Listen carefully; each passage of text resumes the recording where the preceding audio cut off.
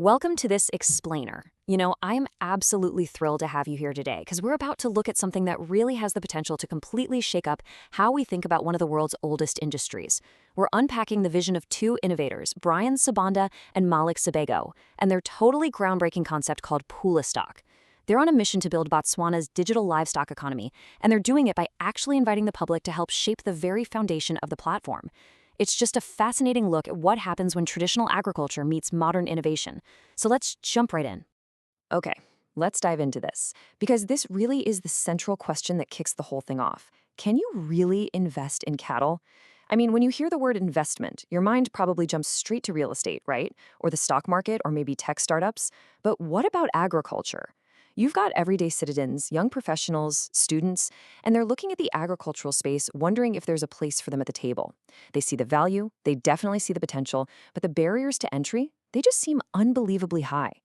And actually, this exact curiosity is what sparked the whole conversation for the founders of PulaStock. To really grasp the solution they came up with, we've got to look at what I like to call the agricultural disconnect. Picture it like a giant puzzle with two main pieces that just aren't clicking together. Over on side A, we have the farmers. Botswana has one of Africa's absolutely strongest cattle industries. These farmers have the land, the deep expertise, the herds, but they constantly hit a brick wall when it comes to getting the funding they need to actually scale up. Taking out a super expensive loan just isn't always viable. Then, flip over to side B, the investors. We're talking about young people and professionals who actually have some capital, who desperately want to put money into this thriving agricultural sector, but they're completely locked out. Why?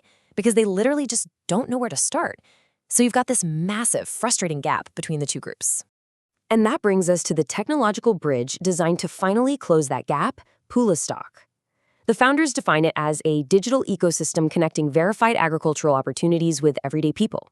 It's an idea born out of a simple but powerful what if.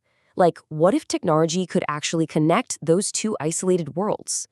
Agriculture is undeniably one of Botswana's greatest strengths, yet so many people feel totally excluded from it. Well, PulaStock is being built from the ground up to change that entire narrative. It's all about making agriculture easier to understand, significantly easier to access, and, most importantly, far more transparent for everyone involved. Now, what's really interesting about this slide is how beautifully simple the mechanics actually are. I know, when people hear phrases like digital platform or tech ecosystem, they immediately assume it's going to be overwhelmingly complicated. But let's just walk through it. Step 1, a farmer has healthy, fully verified cattle. Step 2, that same farmer needs capital to expand. Maybe they need better feed, new infrastructure, or just to grow the herd without having to sell off parts of it prematurely. Step 3, PulaStock steps in as the connector, bringing that farmer together with eager investors who really want exposure to the agricultural economy. And the absolute most crucial takeaway here, the technology is being used to support traditional farmers, not to replace them. No way. The farmer remains firmly at the center of the entire process, the whole shebang. Now, you might be wondering, why start this in Botswana, of all places? Well, just look at the existing foundation. Botswana already possesses what countless other countries spend decades wishing they had. We're talking about a deeply respected cattle industry, incredibly strong veterinary systems, and a stellar global reputation for beef quality. The founders, Brian and Malik, make such a profound point here. Botswana doesn't need to copy Silicon Valley. Seriously, world-class innovation doesn't just spontaneously happen in California. It comes from building upon existing, globally recognized local strengths. Agriculture isn't just Botswana's history, it's the bedrock of its future. Of course, with any new tech platform, rumors and misconceptions spread like wildfire. So let's rapidly clear the air based directly on the founders' updates. First question, is PulaStock already live? Not quite. It's in active development right now. They've got a prototype, but they're doing the hard work of truly validating the concept first. Are people investing already? Not yet. The focus right now is entirely on research and building the right partnerships. And the big one, is this cryptocurrency?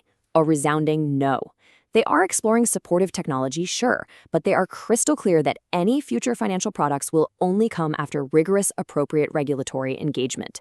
They aren't rushing this, they're doing it right. I actually want to pause here for a second and speak directly to anyone who might be feeling a bit intimidated by all this. You might be listening and thinking, okay, but what if I've literally never set foot on a farm in my life? Well, guess what? That is exactly who PulaStock wants to reach. One of their primary stated goals is education. This isn't some exclusive club just for legacy farmers. Whether you're a university student, an entrepreneur in the city, or just someone looking to diversify your understanding of the economy, the goal is to make agriculture understandable and accessible to you. You absolutely don't need a pair of muddy boots to participate in this digital economy. Let's move to and see how this builds over the next few months. Instead of just coding away in a vacuum, the founders are hitting the ground running. They're out there meeting with farmers, government departments, veterinarians, and everyday Botswana. But here is honestly the most refreshing part. They are sharing the journey publicly. The wins, the inevitable setbacks, because there are always setbacks, right? And the lessons learned. They want people to see how innovation is actually constructed from the ground up.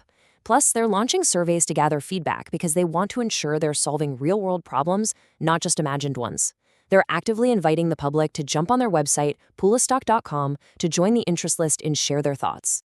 So the crucial point is perfectly captured by PulaStock founder Brian Sibanda. He says, the future of agriculture isn't just about farming, it's about innovation, collaboration, and creating opportunities for everyone.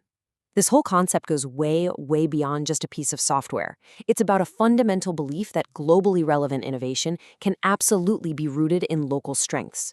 It's asking us to look at traditional industries through a brand new lens.